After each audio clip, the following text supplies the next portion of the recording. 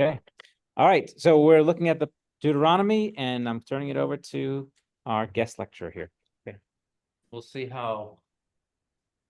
It's a good thing. Well, I guess I've been trying to alternate the color schemes of the slides every week, and just so happened that this week we happened upon a gray background, which showing up all right on our gray wall, so we should be all right. It's dark enough, I would say. Here, let's see if I can actually get it. I have wreaked havoc. All right, hold on. See if I can. Just having problems navigating. Yeah. I think the Zoom people are still there. Let me change it just because I don't want the people who are in Zoom world looking at. I can see it. There we go. That should look a little bit better on Zoom world. Yeah. All right. So looking at Deuteronomy, I wanted to double check for the people on Zoom. Can you see the advanced slides? Just because I heard that they weren't advancing last week. Are you Yeah. seeing the purpose of Deuteronomy? Okay, good. Yes. Well, it just went to two different slides, right? Yes, I just went past the title slide. Now we're on the actual first slide, the purpose of Deuteronomy. Okay, so good. When we're looking at Deuteronomy, the word Deuteronomy actually comes from the Greek deuteronomos, meaning second law, because this is a second telling of the law. The Hebrew title, because one of the things I've mentioned is typically the Hebrew will have a separate title, usually taken from the first words of whatever book. In this case, Deuteronomy is Devarim, which means the words, and that comes from the full phrase, the words of Moses. And when we're looking at Deuteronomy, Deuteronomy ends up being, I don't think it's a stretch to say that Deuteronomy is the most important book of the Old Testament in terms of establishing a precedent, in terms of this being where the law in the Old Testament is most clearly communicated. And the reason for that is because Deuteronomy ends up being this second telling of the Torah delivered just before the people of Israel enter the promised land. Primarily, one of the biggest things Deuteronomy is going to be looking at is focusing in on the character of God as his oneness and his uniqueness. And I'm alluding there to what I'm going to say is the most important verse, not only of Deuteronomy, but of the entire Old Testament, which I'll look at in a few slides. What you have is a clear, relatively concise statement of the covenant between God and his chosen people. And it's an especially occasional statement because it's given just at this period of transition, just as the torch is being passed from that generation of people who left Egypt and are making their way towards the promised land, but who have been told that they won't be allowed to enter. And it's in some ways a message from Moses on behalf of that generation to the generation that is now going to be led by Joshua and the subsequent generations who are going to inhabit the land. Essentially a testimony saying, this is the covenant. This is what we received. This is what we witnessed. Do not forget it, so that it can be renewed over and over for future generations. It's a book of transitions as we're transitioning out of the law and into the actual historical books. Now, let's see. When we're looking at the structure of Deuteronomy, I've highlighted a few times the parallel structures of Deuteronomy just so that we can get a sense of what's happening, what are our actual divisions of this book, because as I hope you might be aware, although perhaps it's just not something we mention very much, when Moses wrote the book of Deuteronomy, he did not write it with the chapter and verse divisions that we have. That's not how he was thinking. The chapters and verses that we use in our Bible come much, much later, really as late as the Middle Ages. And so when Moses is structuring his book, this is perhaps some of what he's thinking. And you begin here with this look backwards, this summary, this restatement of some of the things that have already happened. that leads you into what is oftentimes called the Great Exhortation. That is the Great Speech. Here's Moses's big speech that he gives at the end of his career, just summarizing everything that needs to be said for the Israelite people so that his speech and so his statement is carried on later.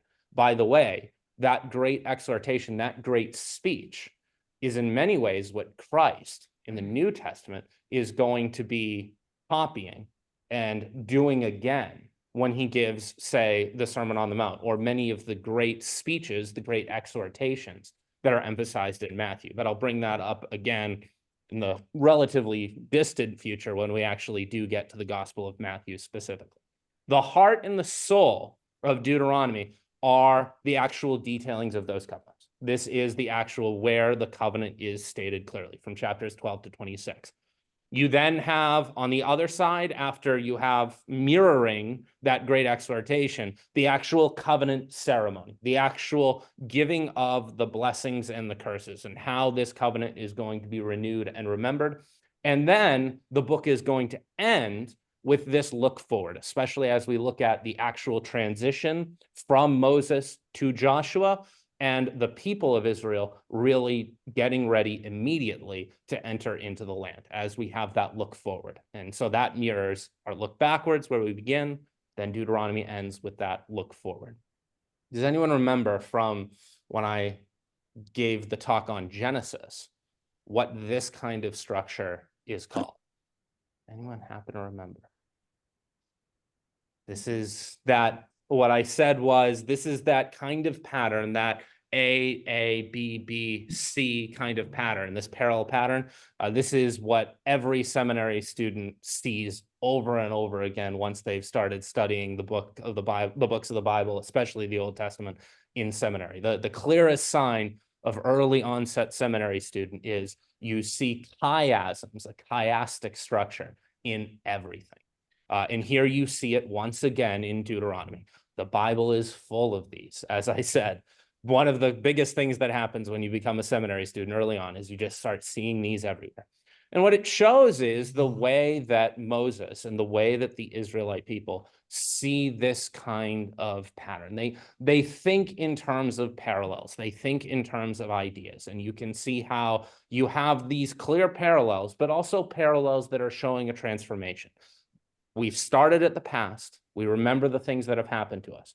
That hinges on the delivery of the actual stipulations of the covenant. And then it ends on the other side. We're now looking forward. Now that we have the covenant, we can begin looking forward towards the future and the great inheritance that awaits us. I want to mention something else, though. Another way that Moses seems to be structuring the actual book of Deuteronomy. And this, I think, gives another hint at what Moses is trying to do here as he writes the law essentially a second time.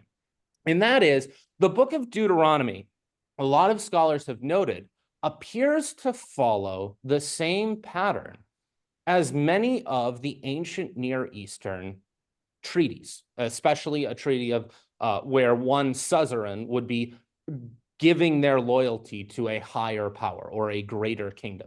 And one of the things that we see is with the treaties written by the Hittites, where you would typically have a preamble, the actual title, where you would say, I am the king of Hattusa, I am this great king. Then after you give your introductions and the statement of who you are, you would give a historical prologue. You would say, I'm the great king. This is all of the great things that I have done that have made me a great king. Then after that, you have the stipulations. You have the, now that I've said who I am and all of the great things I've done for you, here's the things which you need to do for me, usually pay taxes. And so that's, you have the stipulations next. After you give the stipulations, anytime you have a covenant, anytime you have a treaty, you need witnesses to that treaty. The people who are nearby to witness that this treaty was signed and agreed upon. And then finally, that will end with the statements of the blessings and the cursings, the blessings that will come upon you as long as you obey the stipulations of this treaty or this covenant, and the cursings, the bad things that happen should you fall short or break the treaty of the covenant. And one of the things we see is that in the ancient Near East, this is how in this time period when Moses is writing, you would see these treaties being set up. And when we look at Deuteronomy, we see that it's set up in the same way. You have this preamble, the actual statements of who is the king. In this case, the king clearly identifies himself as God, and recognize God identifies himself as a king here. Then we have, as I mentioned earlier, that historical prologue. Here are the things that God has done for his people and all of the things that have brought us to this point. Hence why you have that beginning of Deuteronomy where you actually jump back to the past and we retell some of the history of everything that's happened.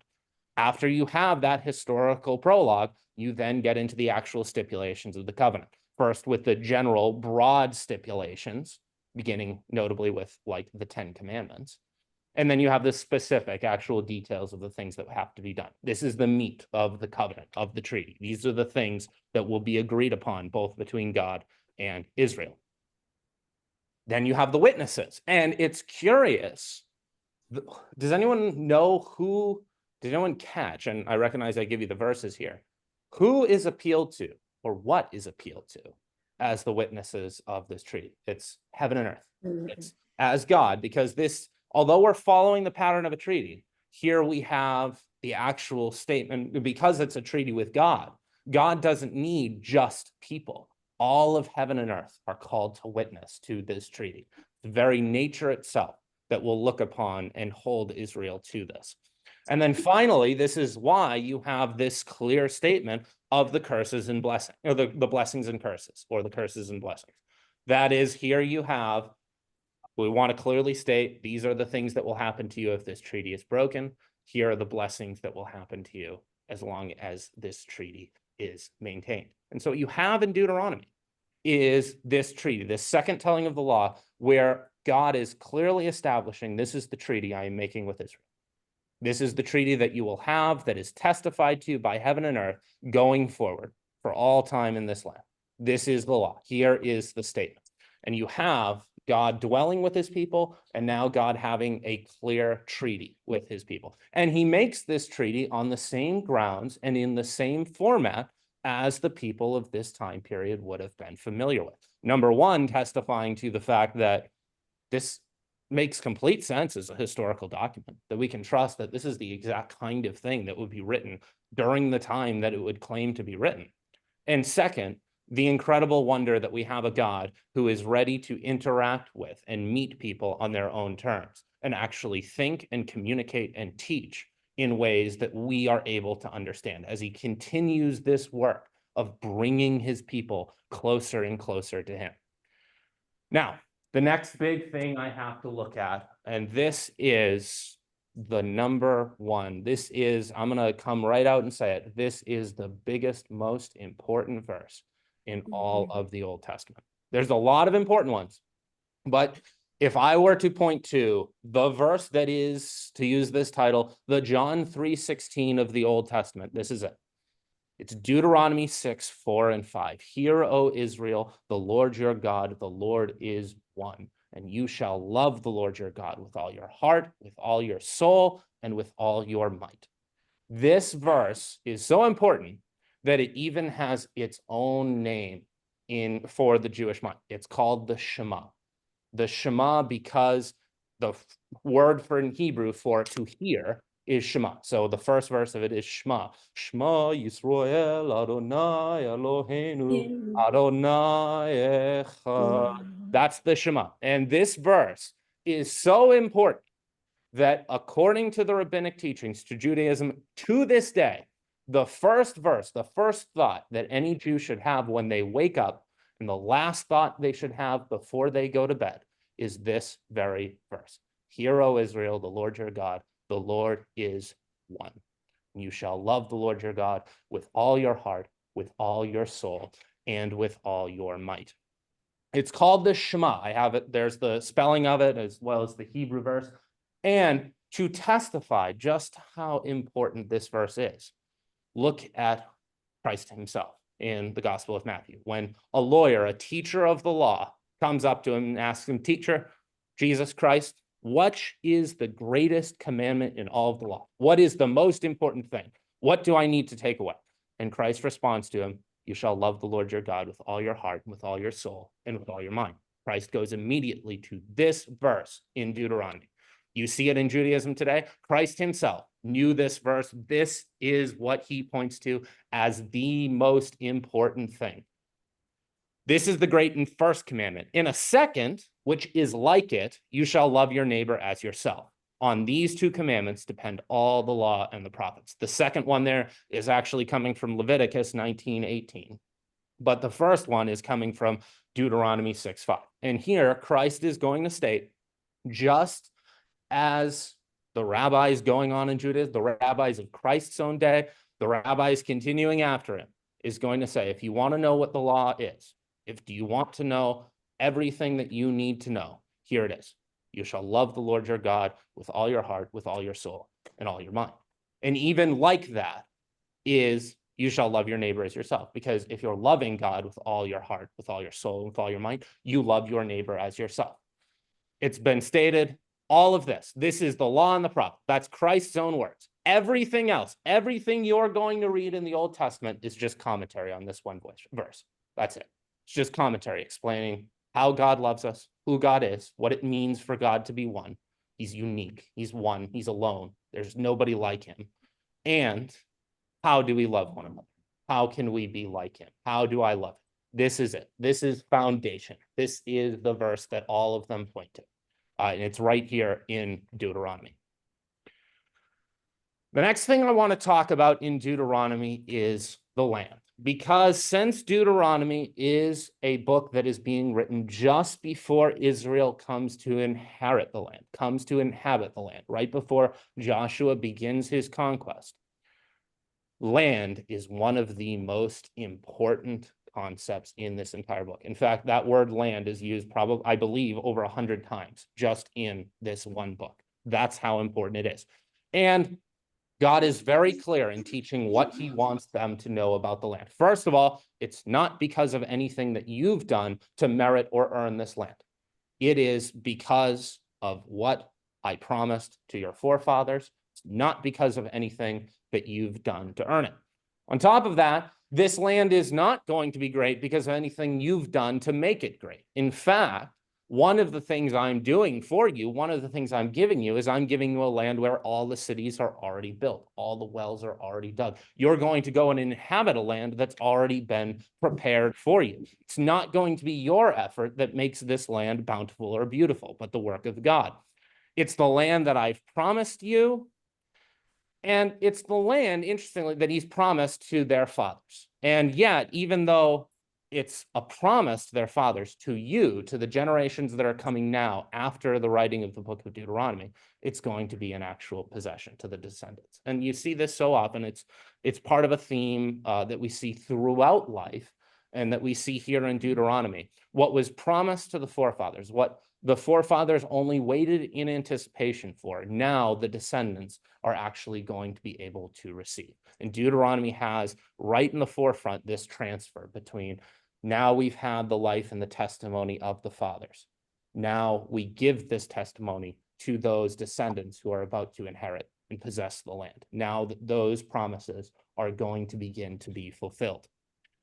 And what you have with Deuteronomy, what's given is this tradition so that we know who we are and what God expects of us.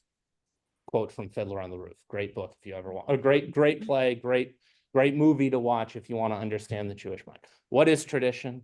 We have tradition so that we know who we are and what God expects of us. That's why we have this book of Deuteronomy. And as we continue to live in the land, we have this clear statement, this concise statement, this law, this treaty that says, what do we need to do? What's expected of us as we continue to dwell in the land, which was promised to our fathers, in which we now have the opportunity to inherit? And this land is clearly commuted as a gift. This is a gift that is being given. As was just illustrated, it's not anything that Israel did to merit it. It's not anything that Israel has won by the sweat of its own brow. It's a gift by God to the Israelites. It's God's choosing. God has chosen the Israelites, loving and making them special, separating them, making them a holy people. And of course, it's going to be a good land. You see this language quite a few times, the land flowing with milk and honey. When you see that statement, milk and honey, most likely what it means, first of all, not a lot of cow's milk, at least not only in the northern part of Israel would you hardly have a lot of cows that would actually have cow's milk. Probably when you see milk here, we're talking about goat's milk. And when you see honey, maybe it could talk about actual honey from bees, which we think of. More likely, if we're looking at the actual cuisine of the Israelites during this time period and the land to this day, date jam. It's date jam. So it's actually, when you see milk and honey, it's probably, if you want to know what it's really communicating here, it's goat's milk and date jam, which doesn't sound quite as appetizing to us, which is why the translation milk and honey, I think, maybe is to be preferred. It does a better job of communicating the actual culinary interests of those people compared to us. You can better sense, oh, milk and honey, that's a place where I want to go. If you communicate, it's a land of goat's milk and date jam, I don't think you're going to get a lot of takers immediately. But it's going to be a filled land. This is not a land where you're going to have to go and by the sweat of your brow, make the land fertile and make good places to grow crops. Everything is already there for you. Yes, there's going to be conquest, but God's going to give this stuff into your hands. What a deal. And it's going to be a satisfying land. The people who live there, so long as they obey the covenant, are going to be satisfied as they dwell there. A real promise of a good land. And perhaps most important, this is going to be the land of God's own presence. This is going to be the location where God is going to dwell with the people who he has chosen and as his own nation. And that becomes an important statement because there's this statement throughout Deuteronomy, this allusion to this place where God will put his name. This place where in Deuteronomy 12:11, then to the place that the Lord your God will choose to make his name dwell there. There you shall bring all that I command you, your burnt offerings, your sacrifices, your tithes, your contributions that you present, and all your finest vow offerings that you vow to the Lord. There's this allusion to this future place where God will put his name, where all of these things, the sacrifices, the tithes, where this is going to happen. They don't know where it is yet. They don't know where this place is going to be. But you have this promise that just as God has been dwelling with his people to this point in the tabernacle, that is going to continue now in the land in a specific location where this presence of God, which had been dwelling in the tabernacle, is going to set itself up now in the place of Israel, in this new promised land. But the big question is, where is this place? Where is this going to be? And we talked a little bit about this in our pop quiz. However, one of the big candidates that we should probably think about, and if we were to cast ourselves back into this time period and go, if God is going to put his name somewhere, there's some important place in this new land where God is going to set up as the place where we sacrifice and where we bring things to him. Where is it going to happen?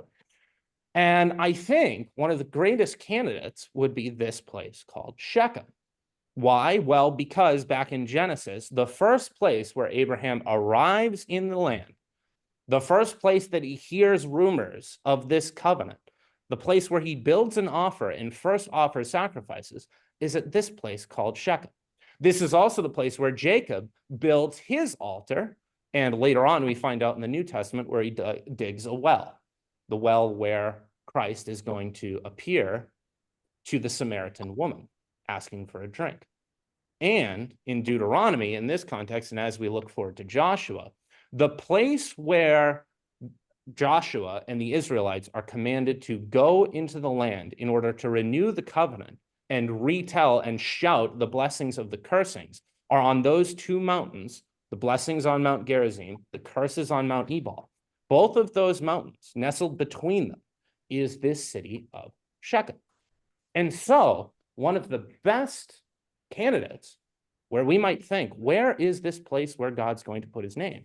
Oh, probably Shechem. It's the place where Abraham first made his sacrifices. It was important to Jacob, the forefather, the one who gave his name to us, his people. And it's the place where God's telling us to go renew the covenant as we go forward. So Shechem seems like a great candidate for where to put his name. And yet, where do we think the place that God is going to put his name is? Jerusalem. But the big question is, and this is a little bit of a review for your first 5 books, where's Jerusalem come up in the Torah? Where have we seen Jerusalem so far? It's one time, Genesis 14, with the arrival, with Abraham meeting this king of Salem. The full name isn't there. Salem, the king Melchizedek. That's the only time where we might have some reference to Jerusalem. Other than that, Jerusalem has not been mentioned in the first 5 books. Before David, it doesn't seem to be a big deal, except for that one exception, the arrival of Melchizedek, that really interesting story that happens right before Abraham gets the full statement of the covenant in Genesis 15. The first thing that happens right before that is this Melchizedek guy, a guy whose name means he's righteous to the Lord, righteous, or the righteous king, Melchizedek, who makes this treaty and breaks bread with Abraham and seems to be from this city of Salem. But other than that one time, we don't see Jerusalem here in the first 5 books. And the reason why I bring this up, and also the reason why I bring up the story of the Samaritan woman at the well, is because when you get to the New Testament and you want to understand what's going on with that disagreement between the Samaritans who worship at Shechem and the Jews who have decided to worship at Jerusalem, this is the controversy. This is what they're disagreeing about. Because if you're a Samaritan, you're a descendant of those northern tribes who aren't quite a big fan of David or his Davidic dynasty, and you only have the first 5 books of the Old Testament, then you're sitting there going, what's this Jerusalem place? This is just some place that David set up for his own king. There's nothing in the Old Testament. In fact, we have Samaria, which back in this day is known as Shechem, which is clearly the better candidate for where God would actually set up his name. And yet we know, because we continue and see God continue his salvific work through David, and the northern kingdom wants to ignore David because they don't have kings of the Davidic line anymore, or not directly. And so David, they're going to reject him, but David is going to set up at Jerusalem. And so even though you might think, and the Samaritans continue to think through Jesus's day, that Shechem is the place where God will put his name, it's actually going to end up being Jerusalem. So looking forward there. Now, institutions in Israel. What are we looking at in terms of the offices that are being set up? Because as we continue through the stipulations of Deuteronomy, we need to identify the key offices that are going to need to be filled. First of all, the prophets. The prophets need to be clarified here. And interestingly enough, in chapter 18 of Deuteronomy, you even have this allusion to, which I will bring up more in the moment, this prophet who will be like Moses. But we have a clear detailing of what this role of prophet is going to be. The next, which we need to bring up, are the judges, because the judges, especially as we're going to be getting into the book of Judges in a couple weeks, are going to be very important, because as you filter in and as you fill out the land, the promised land, you need to have a system where people can actually get justice and have their trials, have their day in court, essentially, and be able to get the justice and the compensation and the right rulings that they need. And so you have this institution of the office of judge, and judges would be spread all across Israel so that justice could be local, so that you could actually have people get justice for whatever happens to them at any given time. And these judges would also be associated with these cities of refuge, which would be set up so that if you are in need of actually getting justice, say you accidentally cause manslaughter, you accidentally end up killing somebody in a field, not because you intended to, but because you just had an accident with farming equipment, or you accidentally knocked somebody to their death. and you didn't do it on purpose, it's not murder, but you need to escape from the people who are going to be seeking vengeance for that, the avengers of blood. Well, then you run to one of these cities of refuge where your case will be heard by one of these judges. And if they find that you didn't do it on purpose, then your punishment for manslaughter is you are stuck in that city of refuge, essentially for the rest of your life. But as long as you're in that city of refuge, you won't be handed over to the avenger of blood. You won't be handed over to your death.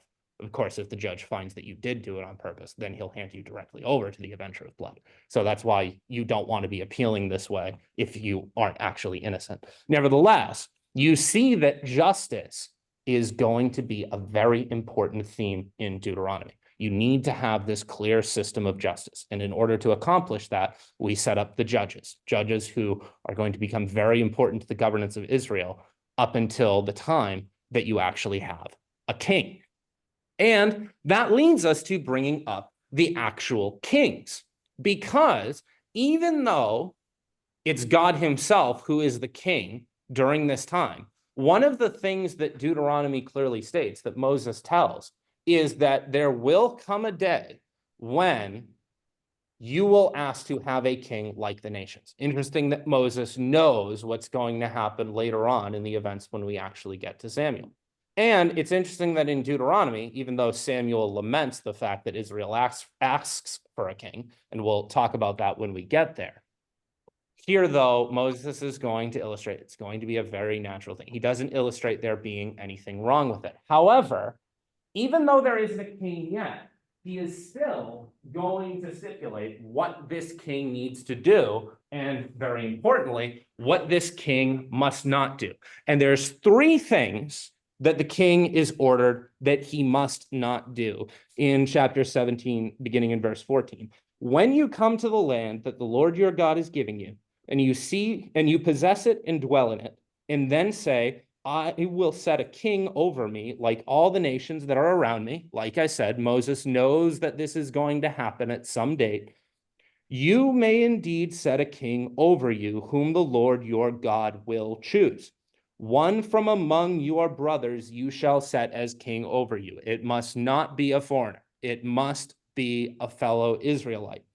You may not put a foreigner over you who is not your brother. Only he must not acquire many horses for himself.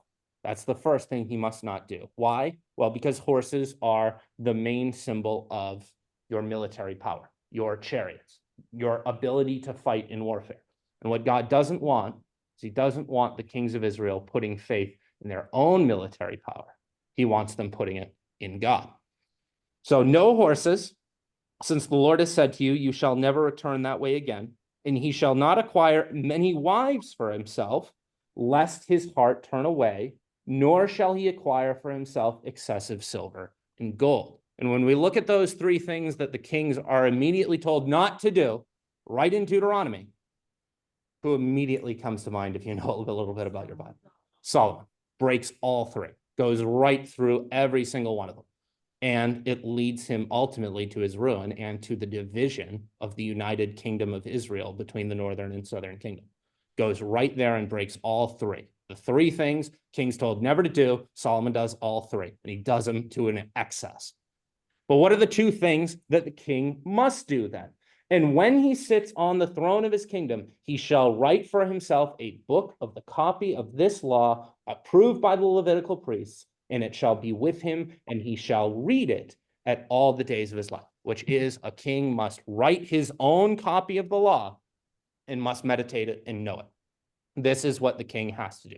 He has to know this book. This is the law and the other 4 books before. He has to write his own copy so that he knows it. And then once he's done that, he's supposed to meditate on it constantly. That's the job of the king.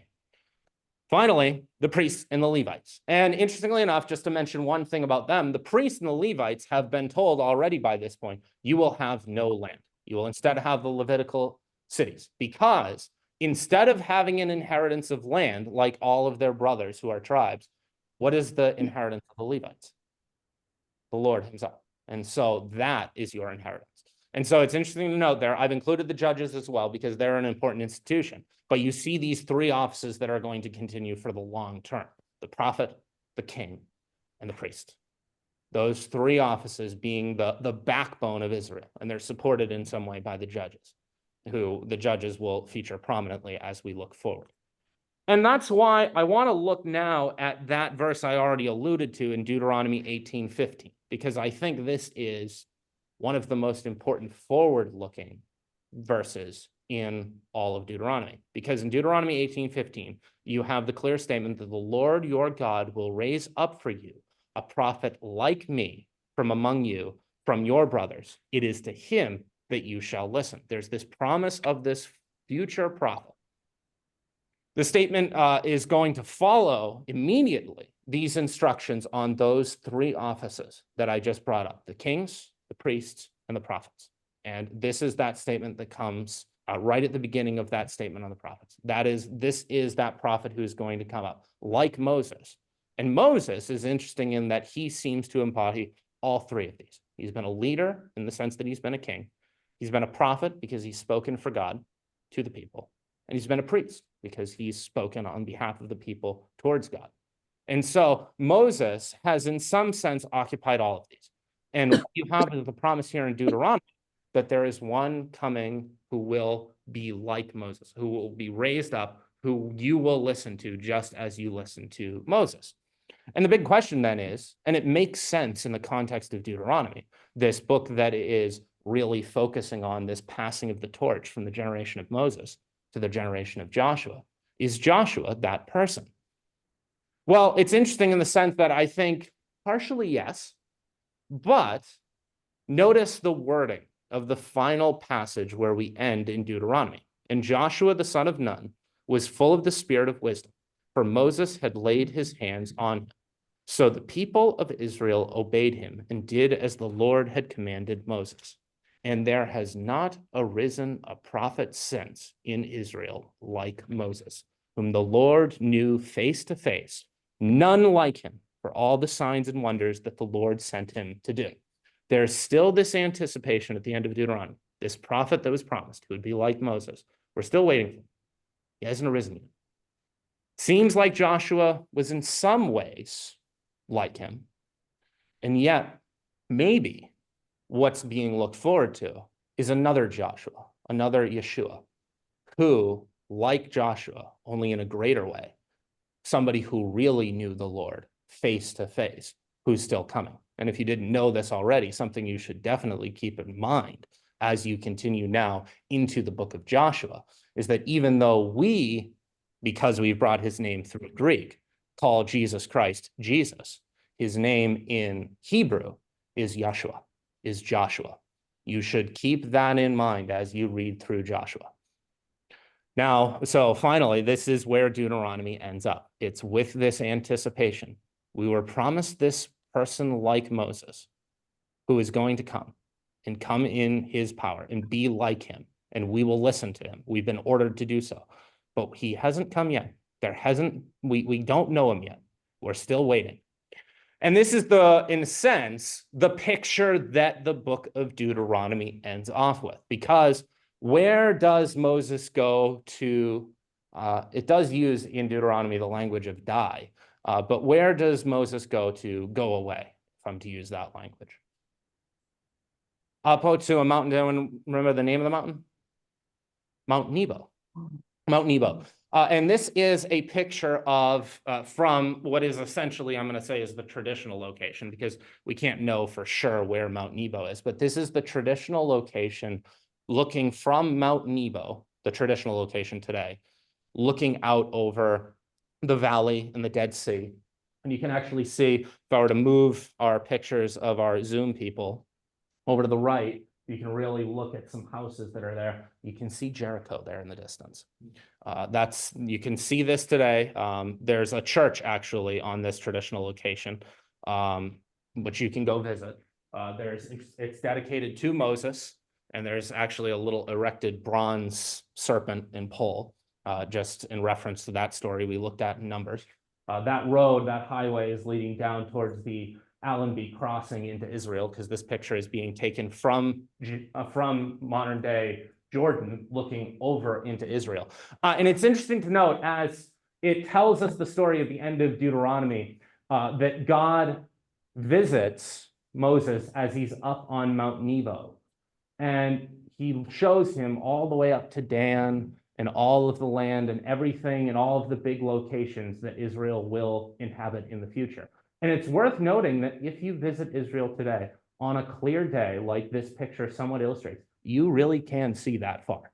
You can see that far and see the entirety of the land. It's quite the view overlooking. And even though we don't know exactly where Mount Nebo is, because just the geography is such that there really isn't a place around here that you would call a mountain. There are some peaks like Mount Nebo that are higher than what's around it, but we don't know exactly which one Moses actually went up to. But this is what you see. This is the picture where we leave off in Deuteronomy, with Moses finally looking out over the inheritance that's been promised to Abraham, been promised to Jacob, and that was promised to him. And now he's looking out over it as his people get ready to go and inherit and take over the land that was promised to them. And that's what you'll be reading in Joshua. So I absolutely, yes. I went down that road. But yeah. Oh yeah. I have a question about. Yeah. When we visited the Museum of the Bible in DC. Yep. There's a section for Jewish people Mhm. there, and they talked about how before a temple can open, Mhm. the first 5 books have to be recorded manually in scrolls, and they keep them in the temple. The rabbi who's doing that is in your presentation. It was a king who was to write out these laws and read them. So I'm not sure exactly what is being alluded to there in the museum, because the truth is, I mean, one, we don't have a king of Israel to this day. We have a prime minister, but he's not recording the law personally. Although he could, but he's not doing it. But to say that there's a requirement that the law be written down, there are, to this day in Israel, you see them all over the place. There are scribes. You still have scribes in Judaism, people who will write down Torah scrolls, and these Torah scrolls will be used. Every single synagogue needs to have its own Torah scroll. You can go, if you visit a synagogue today, they're still there. I've done it. I've seen them. I've held one of the Torah scrolls. I danced with one of the Torah scrolls actually once, because that's during one of the Jewish festivals of Simchat Torah, the joy of the Torah. That's what they do. It's at the end of their cycle of reading through the Torah, because that's what you do in a synagogue through a year. You read all the way through the Torah. And once you finish that, you actually, it's the joy of the Torah. You dance and celebrate the fact that the law has been given to you. It's what you do. But you do see these scribes, and it's a meticulous process. In order to be a scribe, if you make one mistake, if one errant drop of ink falls in the wrong place, you got to start the whole thing over again. That it's that serious. So when you talk about recording the law, no, we don't have a king who does that. And I'm not sure about there being a requirement for that to happen for the temple, outside of the fact that the temple will inevitably need its own copy of the Torah scrolls, and that would be a very serious process should that happen. However, you do have to this day, and a testament to how serious these books of the law are taken by the Jewish people, that you have that meticulous process of scribing and writing out the law. So that's what I would say. Great, thank you. And when you're finished reading, you can take your Bibles and dance with them. Yes. Thank you, Matthew. All right. Just a quick overview of Joshua, very quickly here. Great book, the first 12 chapters. Kind of like Exodus. It moves fast. It's exciting. Great stories, drama, tension. You know, the story of Achan is pretty disturbing, as Rahab, of course, and Joshua and Jericho. So you'll have no trouble with the first 12 chapters. After that, from 12 to 24, the second half of the book, it's a lot of description of how they're going to divide the land up. I give you permission to skim that part, get a sense of it. Don't get bogged down in it. Don't get frustrated with it. Enjoy the first 12 chapters. They're tremendous. When it starts getting into the details of how they divide the land up, That was really important for them as they got to figure out where they're going to live. But for us, for our purposes, you know, take it as deeply as you want to, or if you just want to skip that part, you're welcome, but I won't say anything. But feel free to skim. Just let your eyes glaze over it. Again, I don't want you to lose momentum in this. I don't want you to get discouraged. And that's another little trap spot there. After that, once we get to Judges, and Judges is pure action. Ruth is great. Samuel, Kings, Chronicles, those are tremendous. So you're going to have a lot of fun going through the stories after that. So just don't get trapped in the second part of Joshua, and feel free, if you're falling behind, to not even, don't stress it too much. And I promise I will not make any quiz based on the last 12 chapters of Joshua. How's that? All right, good. Well, let me stop recording here, and then I will we'll close out with a prayer. And Matthew, would you mind just offering the prayer for us as we go?